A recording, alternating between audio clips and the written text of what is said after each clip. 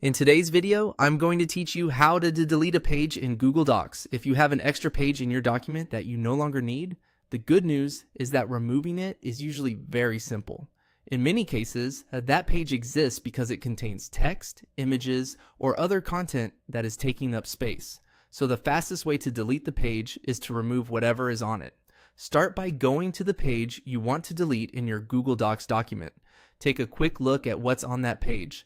If it contains text, images, or any visible content, click and drag to highlight everything on that page.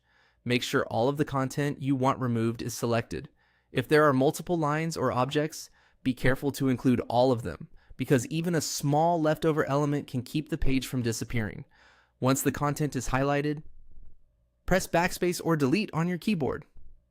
If the page is still there, continue pressing backspace or delete until the page is removed. Sometimes a page doesn't disappear immediately because there may be extra blank lines, spacing, or hidden formatting marks still taking up room in the document. Continuing to delete will usually clear those out and remove the page completely. As you do this, keep an eye on the document layout. The goal is to watch the page collapse naturally as the extra content is removed. If you accidentally remove too much, remember that Google Docs makes it easy to undo your last action so you can quickly restore anything you didn't mean to delete. This method is especially helpful when a page was created by content spilling over from the previous page. Once that content is deleted, the page will usually vanish on its own without any extra cleanup. And that's all there is to it. To delete a page in Google Docs, simply highlight the text or images on that page, then press backspace or delete until the page disappears.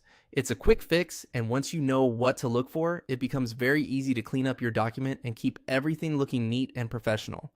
Thanks for watching, and I'll see you in the next video.